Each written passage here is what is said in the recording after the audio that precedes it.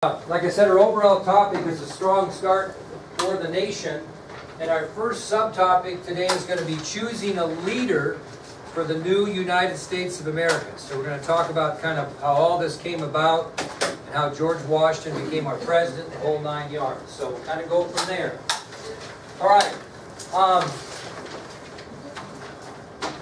When the time came to choose a leader for the United States of America, now independent of Great Britain, members of Congress really had two issues to think about, okay, two issues to deal with. So when the time came to choose a leader for this newly formed United States of America, now free of British rule, the members of Congress had to deal with two issues. Now, what type of a leadership has the United States of America been used to? Monarchy. Well, monarchy, very good. Yeah, that's right. Monarchy, okay? A monarchy where rulers came as a result of what? Heritage or bloodline. Okay, that's what we're used to. So Congress has got to deal with that. Are we going to have a monarchy in the new United States of America? Are we going to go on bloodline? Whose bloodline would we go on? You know what I mean? So that was a change in their thinking. Also, we really didn't have any national government experience. What did we have in the colonies? Colonial, or we could call them now state governments. Nobody ruled as a whole unit. Each state or colony at the time had their own form of government, their own assembly. So two things that Congress had to put together in their mind is, well, gee whiz, all we've ever been used to is a monarchy, good Macklin, where rulers were led by bloodline, and then we've really never had a national government. Everything's been individual colonies. So that had to be thought out. So really members of Congress had to concentrate on how much power are we going to give this new leader of our country, or president. Okay? Well, this is when the Electoral College voting came about.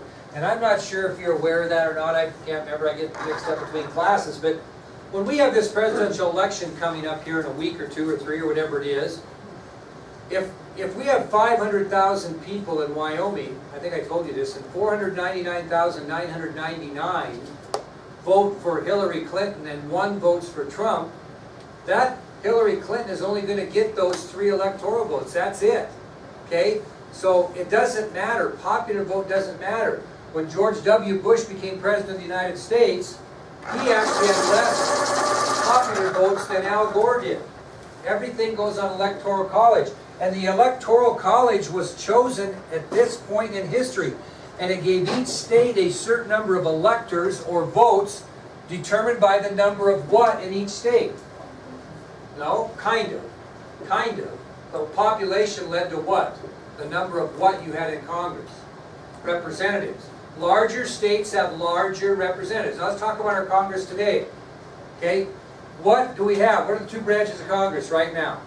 House of Representatives and the Senate.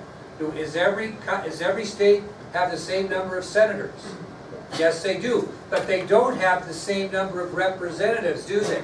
And those representatives are based on your population, and how many people you have gives you the right of how many electors you have. Okay, and a representative and a senator, they're electors. They're the ones that are making these things happen. Okay, so Congress developed this Electoral College voting at this time that gave each state a certain number of electors by the number of congressmen that each state had been allowed. Now, at this time, Congress believed they should vote on president, as many of the people in the colonies or now states would not even know who the presidential candidates were. Do we have a thing like we have today? No. So Congress really believed at this time that really Congress should vote for president. That's why they set up the Electoral College that we have today. Do you get that? Okay? The people are voting, but if they vote for a certain candidate, just the number of electoral votes they have go to the candidate. Not, it isn't a popularity contest. And I'm not sure if that's right or not. People argue, gee, if 7 million more people vote for Donald Trump than Hillary Clinton, even though she won the Electoral College, it sure seems like he should be the president. That isn't how it works.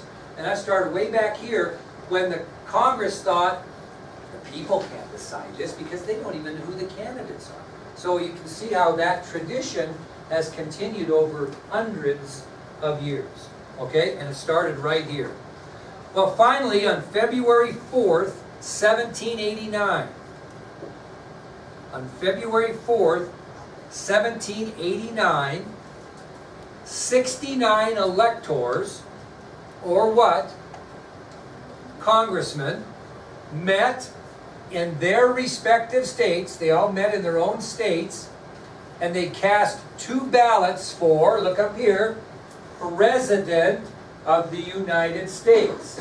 Okay? So on February 4th, 1789, 69 electors, or 69 congressmen, went back to their home states and cast a ballot, cast 2 ballots for President of the United States. Now, why would they cast 2 ballots? Okay? If Maddie's running against Macklin for President of the United States and you guys are all electors, you're all going to cast 2 ballots. Okay? One for first choice and one for the second choice. Okay? So if you want her to be the president, you give her 2 points. That's just a scenario. Him 1. Top point getter is going to be what? President of the United States. What's the second point getter going to get? Vice president. So the reason they do 2 because there was more than 2 people. There are all these people in the mix, which you might not have known. But that's what happened. So on February 4th, 1789, 69 electors met in their respective states and cast 2 ballots for President of the United States. And it was agreed upon that the person who received the most vote of the electors would be president, and the runner-up would then become vice president. That's how it worked at the time. Well, this was kind of interesting because when they elected, how many votes did George Washington get? He got all 69. So which meant there was no what? Vice president. There was no vice president. Okay? So, what did they go to? Now, we kind of talked about this, so I'm throwing now and then in. When Donald Trump, and this is a bad example, I'll go back to 1916. I think I told you this, but I cannot remember. Might have been anyplace. In 1960, there were lots of candidates running for the Democratic nomination for president. John Kennedy won, Hubert Humphrey won, Adlai Stevenson won, Lyndon Johnson won, Stuart Simonson, all kinds of them. Well, when they went to the Democratic National Convention, they had the first ballot. And they started with the first state in the alphabet, and they go all the way to the last state in the alphabet. And everyone has delegate votes, kind of like this, depending on the population. So at the time, for example, Wyoming had 23 delegate votes. Well, to be president in 1960, to gain the nomination, of your party in 1960 for the Democratic Party, you had to have 761 delegate votes to be the nominee. Wyoming, for example, had 23. So they start up here with Alabama, and they get the convention, they go, the great state of Alabama, home of the national champion, University of Alabama Crimson Tide football team, cast all 37 of their delegate votes to the next president of the United States, Casey Wassup. And she gets 37 votes. Now, Alabama could have gave 30 to her and 7 to Maddie if they wanted to, because there was a lot of candidates. Well, anyway, you do that first ballot roll call all the way down from A to Z. Well, it just so happened, and that's called the first ballot, it just so happened in the nomination process of the Democratic Party in 1960, Wyoming's 23 delegate votes went to Kennedy, and that gave him the 761 he needed for nomination. What would have happened if Wyoming wouldn't have done that and Kennedy would not have gotten all those votes he needed on the first ballot? It would have started over, and then it went on a second ballot.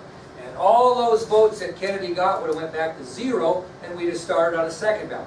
Well, this kind of is the same way. When all 69 electors voted for Washington and nobody else got any votes, that was the first ballot. So they went to a second ballot. Now, being Washington got all 69, he's going to be what?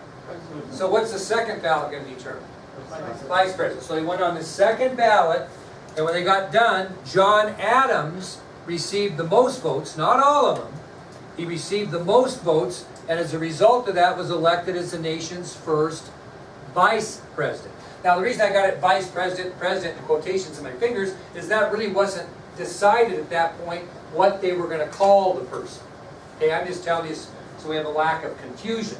So again, on the first ballot, Washington receives all 69 votes, and he's the president. None got any votes for vice president, not even one. So he went to a second ballot, and John Adams received the most votes and is the vice president. Now came the controversy over what were you going to call the leaders that were elected. What are you going to call George Washington, and what are you going to call John Adams? Because at this point we hadn't decided president and vice president, okay? Now, you know what John Adams preferred the president be called? Anybody want to guess? The royal term for sure. His Majesty. That's what John Adams thought the president should be called. Now this might seem weird, but George Washington didn't feel comfortable with that title because in a monarchy, if you're called His Majesty, you would be required to shake hands with everyone with introduced. So if you were introduced to this class, I'd have to go and shake hands with every one of you as His Majesty. He didn't like shaking hands that much. Matter of fact, he didn't like to do it hardly at all.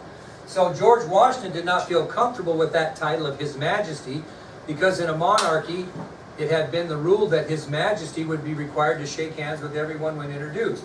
He didn't want to shake so many hands. Okay? So he thought he should be called His Excellency the President. That's what Washington suggested. His Excellency the President, which basically got short for what to what? The President. And if you were His Excellency, according to a monarchy, you didn't have to shake hands with everybody. And that's what he didn't want to do. I don't know if he had a phobia with that or what, but that was his reason. So Washington suggested His Excellency the President, because he didn't want to shake hands, and that's just turned into the President. Okay? So that's how that happened. So that covers that first subtopic that we're talking about then, is choosing a leader for the United States of America. Now, what do you do as soon as the president's elected a few months later? What's going to happen in January of 2017? Either Donald Trump or Hillary Clinton are going to be inaugurated into office. So when this election happens in a few weeks, Barack Obama is still going to be the president until the third week in January when the new president's inaugurated in. And they call that guy usually kind of a lame duck. That's a lame duck time in his presidency because you don't really do more than you should, and you don't do less than you should because you're trying to smooth the transition. Example, when I decided in December that I wasn't going to be the principal anymore, and I still had to work the second semester, I did the same thing. I was a lame duck principal. I didn't do less than I was supposed to, and I didn't do more than I was supposed to, and I tried to help the transition to the principalship with Mr. Smith. Now, Mr. Smith might have said, well, I'm going to put this in, I'm going to put this in, and I might have said, well, gee, that's a good idea. Or I might have said, you know, I don't think in my mind that's a very good idea. But I didn't tell him that because it's his presidency, okay? And that's what the president does. Now, we will talk about some last-minute things that presidents can do at the 11th hour of their presidency. We'll talk about that later. But for the most part, they don't do too much extra. They try to do their job and make the transition easy. So, we'll talk about the inauguration of the nation's first president. It actually occurred on April 30th of 1789, which is a lot later than today's standards. April 30th of 1789. And guess where the capital was at that time? Where did they inaugurate the new president? New York City. He was inaugurated in New York City. What street was he inaugurated on? Pretty famous street right now, especially if you got money. Wall Street, okay? So, on April 30th, 1789, a big crowd gathered at Wall Street in New York City for the inauguration of the first president of the United States. Now, if you're standing there and you're George Washington as you're taking the oath of office, you'd have many thoughts cross your mind. But what might be some things you were thinking about as you were being sworn in as the first president? Okay? One thing he had in his mind is, how am I going to transform these 13 separate states into one federal or national government? How am I going to do that? He really wasn't sure. Because he's got to do that, doesn't he? He's got to get all 13 states thinking kind of as one to a point.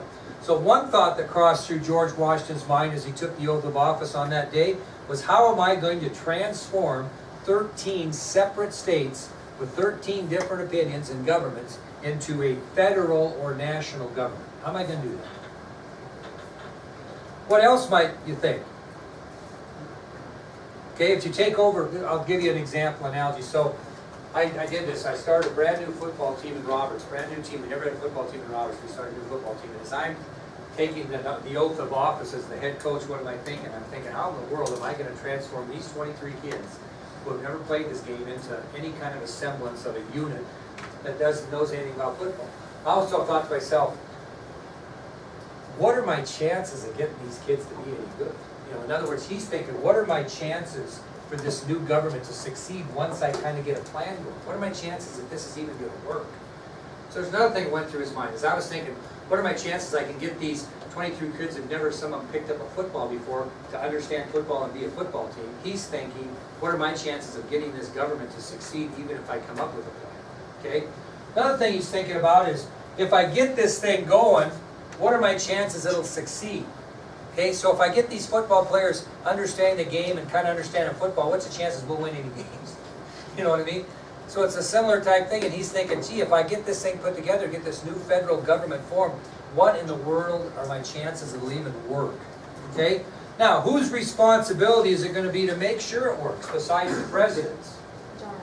Congress. Okay, the Congress.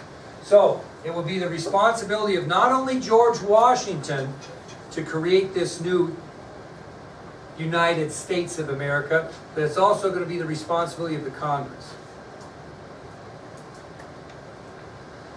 Now, we told you that 69 electors voted in that first election. Well, they really created a new Congress and transformed Congress after these elections, and this is what was made of at the time. After the election of our first president and vice president, and after the inauguration, Congress consisted of 26 senators. How many from each state? 2. 13 states, 2 apiece, 26. Now, based on population, we had 59 representatives. Okay? We had more than 2 from each state. Maybe some states only had 1 because of the population. But after these elections and after the inauguration of George Washington, our Congress consisted of 26 senators, 2 from each state, and 59 representatives that obviously came from various states, at least 1 in each state. Okay, so that's what things look like after the inauguration. Which takes us to the next subtopic then, which is creating a presidential cabinet. Does the president have a cabinet right now? Our president, Barack Obama, does he have a presidential cabinet? Sure he does. We're going to tell you about the first one. First presidential cabinet. Now, what is a presidential cabinet? What are they? They're advisors. Very good, Paris. And it was Washington that thought to himself, man, I'm going to need some advisors to assist me with my responsibilities as president. So he's the one that devised this cabinet idea. And as a result, when he expressed that opinion to Congress, they created 3 departments to help him with his work. So after President Washington thought, God, I can choose some advisors, some people to help me out, they being Congress, created 3 departments to help him. First department was the Department of State. The Department of State. Now, what is the Department of State established by Congress to do? Help the president handle both foreign and domestic affairs. Help the president handle both foreign and domestic affairs. What's a foreign affair, Caitlin? Something happens outside the country. And Taylor, a domestic affair would be something happens inside the country. Because we're going to have both. And the Department of State was set up to help the president do that. The second department that Congress created to help Washington with his work was the Department of the Treasury. Department of the Treasury. And obviously, that department's going to be set up to help the president with financial issues within the nation. Okay? The Department of the Treasury is going to help the president with financial issues that are going to come up, and some of them are going to be pretty big right off the bat. So that was a very important department, Department of the Treasury. Help the president with financial issues within the nation. And what was the third department? What else kind of a department do we have, even today, but it's called different? It's called something different. That happened in 1947 when it was called something different. The Department of what? But, well, that's way too detailed, but they're part of the Department of what? What? Defense. But at that time, it was called the Department of War. And it wasn't until 1947 that changed, okay, to the Department of Defense. So the three departments were the Department of State to help the President handle both foreign and domestic affairs, the Department of the Treasury to help the President with financial issues within the nation, and obviously the Department of War, I say the three M's might help you remember it, to help the President manage military matters. Okay? So the Department of War was set out to help the President manage military matters, 3 M's. Now, once they created these departments, Lauren, what did they have to do? We created this class, and if you shoot leaders in battle, you have groups of chaos because you have leaderless armies. So what do you need in the Department of State? You need a leader, and they called that person a secretary. Okay, so each of these departments were given someone to run the department, a head of the department. And they were known as secretaries. And the secretaries made up these departments, which became known as the President's Cabinet. So you have the Department of War, you're going to have a Secretary of War. Department of State, you're going to have a Secretary of State. Department of the Treasury, you're going to have a Secretary of the Treasury. Those are the departments, and those are the heads of those departments, and that is the Presidential Cabinet.